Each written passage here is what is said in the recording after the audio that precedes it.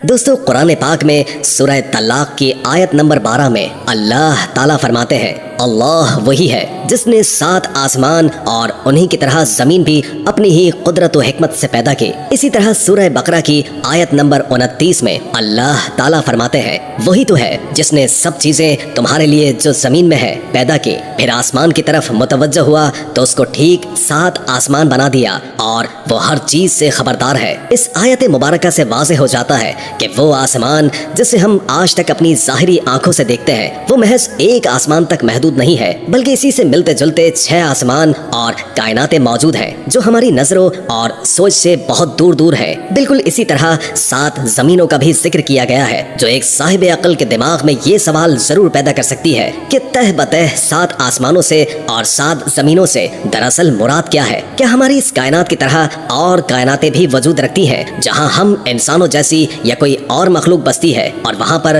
اللہ تعالیٰ کے احکامات نازل ہوتے ہیں جو کہ ہماری کائنات سے بالکل جدا اور الگ ہے؟ یا پھر اس سے مراد ہماری زمین کے گرد قدرتی موجود تہ ہے جیسے کہ تھرموسفیئر، اسٹریٹوسفیئر، میٹافسفیئر اور تھرموسفیئر وغیرہ وغیرہ؟ زمین کے اندر قدرتی میگنیٹک فیلڈ یا پھر اوزون لیئرز ہیں جو کہ ہماری زمین کو ہر لمحہ خلا سے آنے والے دیگر خطرات سے بچاتی ہیں اور زندگی کے وجود کو زمین پر قائم رکھنے کے لیے انتہائی ضروری ہے۔ جہاں تک آسمانوں کی بات ہے تو اس بات میں کوئی شک نہیں ہے کہ 7 آسمانوں سے مراد ہمارے آسمان جیسے اور 6 آسمان بھی ہیں، اور جہاں بھی ہے اس کا ذکر قرآن مجید میں کئی جگہوں پر کیا گیا ہے۔ قرآن مجید کے اندر 250 سے زائد جگہوں پر آسمان کا ذکر کیا گیا ہے، جیسے کہ سورہ الانبیاء کی آیت نمبر 12 میں اللہ تعالیٰ ارشاد فرماتا ہے اور ہم نے تمہارے اوپر 7 مضبوط آسمان بنائے۔ بالکل اسی طرح سورہ الاسراء کی آیت نمبر 44 میں اللہ تعالیٰ ارشاد فرماتے ہیں 7 آسمان اور زمین کے اندر جو لوگ بھی ہیں سب کے سب اسی کی تسبیح بیان کرتے ہیں، اور مخلوقات میں کوئی بھی چیز نہیں مگر اس کی تعریف کے ساتھ تسبیح کرتی ہے، لیکن تم اس کی تسبیح کو نہیں سمجھتے۔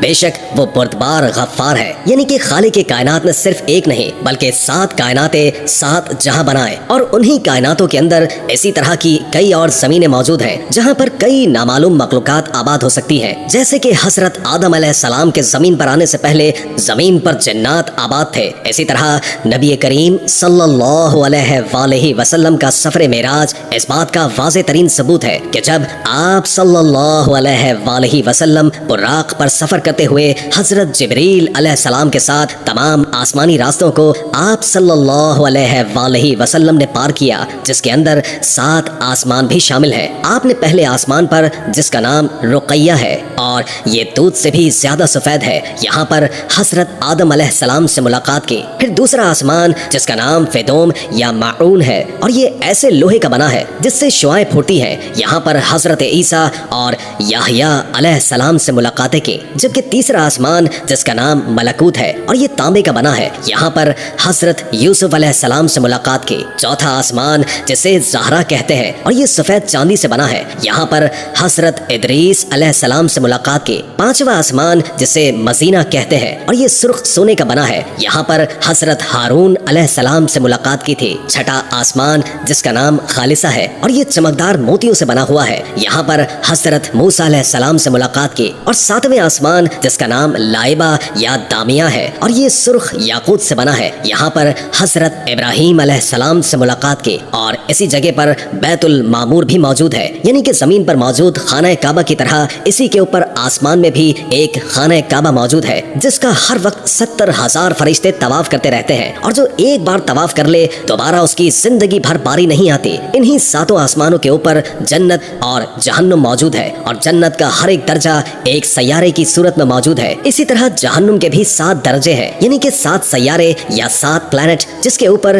سدرۃ المنتہا یعنی کہ بیری کے درخت تک موجود ہے جو کہ ہر مخلوق کی حد ہے، اور اس سے اگر کوئی بھی مخلوق آگے بڑھنا چاہے تو وہ جل کر خاک میں بدل جائے گی۔ لیکن اللہ کے نبی حضرت محمد مصطفیٰ صلی اللہ علیہ وآلہ وسلم سفر معراج پر اس سے بھی آگے تشریف لے گئے، اور حضرت جبریل علیہ السلام اس درخت کے پاس یہ کہہ کر رک گئے کہ اے اللہ کے رسول، یہ میری حد ہے، اگر میں نے اس سے ایک قدم بھی آگے بڑھنے کی کوشش کی تو میرے پر جل جائیں گے۔ سدرۃ المنتہا کے اوپر اللہ تعالیٰ کا عرش موجود ہے جو کہ زمین اور آسمان پوری کائنات کا احاطہ کیے ہوئے ہے۔ قیامت کے دن ہر زندہ زندہ چیز کو فنا ہونا ہے، اس لیے جنت اور جہنم کو 7ویں آسمانوں سے الگ یا جدا بنایا گیا ہے، کیونکہ قیامت کے بعد بھی وہ قائم رہیں گے۔ دوستو، قرآن مجید کی وہ آیات جن کا زمین کے بارے میں آسمان کی طرح ذکر ہے، اس سے مراد زمین کے اندر موجود کوئی لیئر نہیں ہے، مثلا کرسٹ، مینٹل، انر کور اور کور وغیرہ وغیرہ، بلکہ انہی آسمانوں میں اس زمین جیسی اور بھی زمینیں موجود ہیں، اور اس کی مثال دینے کی وجہ یہ ہے کہ زمین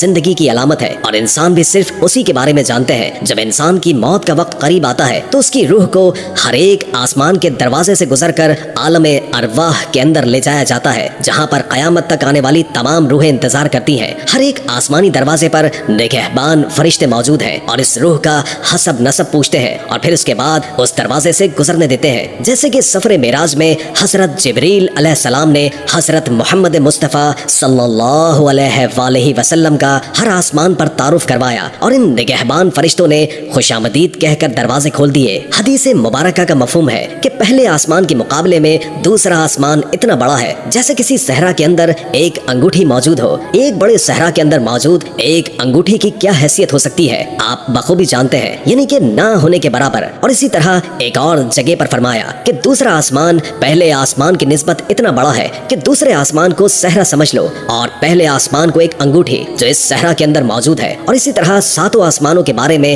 آپ نے اسی طرح بیان فرمایا، جیسے کہ ان 7 آسمانوں کے اندر ہر ایک آسمان دوسرے آسمان سے سائز کے اندر ناقابل یقین حد تک بڑا ہے، جس کے اوپر اللہ کا عرش موجود ہے، اور اللہ کا عرش اتنا بڑا ہے کہ اس کے سامنے 7 آسمان ایسے ہیں جیسے کہ صحرا میں پڑی انگوٹھی ہوتی ہے۔ اسی بات کو آج سائنس ملٹی ورس تھیوری کہہ کر کچھ اس طرح وضاحت کرتی ہے کہ ہماری اس کائنات جیسی کئی اور کائناتیں موجود ہیں جو کہ ایک دوسرے سے جدا اور الگ الگ ہے۔ اس پر دنیا کے سبھی سائنسدان یقین رکھتے ہیں، جیسے کہ مشہور ڈاکٹر ایلن گوتھ نے نیومیریکل کیلکولیشن سے ثابت کیا ہے اور بتایا کہ جس کائنات کو ہم آج تک سب کچھ کہہ رہے تھے وہ دراصل ہماری اس پوری کائنات کا ایک چھوٹا سا ٹکڑا بھی نہیں ہے، جسے ہم آبزرویبل یونیورس کہتے ہیں، بلکہ اصل کائنات یعنی کہ نان آبزرویبل یونیورس اسی کے مقابلے میں 10 پاور بیس سے بھی بڑی ہے، یعنی کہ ایسی کائنات جسے نہ تو دیکھ سکتے ہیں اور نہ ہی اس کا مشاہدہ کر سکتے ہیں اور نہ ہی اسے ہم کبھی دیکھ پائیں گے۔ دوستو، ہر شخص اپنی آنکھوں سے ہر روز ہر لمحہ اس بات کا مشاہدہ کرتا ہے اور کر سکتا ہے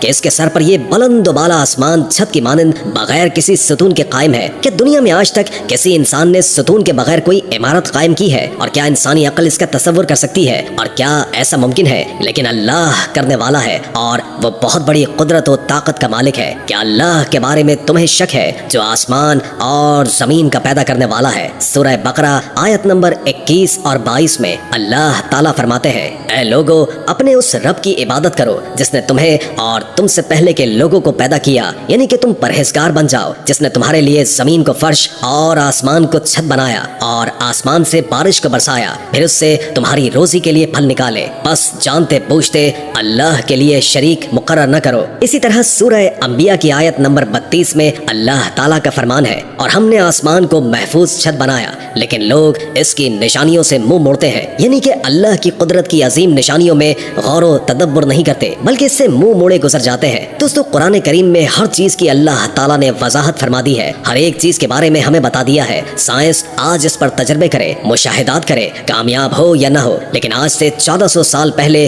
اللہ تعالیٰ نے اپنے نبی کے ذریعے اپنی کتاب کلام پاک کے ذریعے سے ہمیں سب کچھ بتا دیا ہے، اور سائنس جس پر آج تجربات کر رہی ہے وہ دین اسلام کی، اللہ تعالیٰ کی اور رسول اکرم صلی اللہ علیہ وآلہ وسلم کی بتائی ہوئی باتیں ہیں، انہی پہ تجربات کرتی ہے۔ امید ہے کہ آج کی ویڈیو آپ کو اچھی لگی ہوگی۔ اگر ویڈیو اچھی لگی ہو تو لائک کر کے ہمارے چینل کو سبسکرائب کر دیں اور بیل آئیکن کو کلک کر دیں تاکہ ہماری نئی آنے والی ویڈیوز کا آپ کو پتہ چلتا رہے۔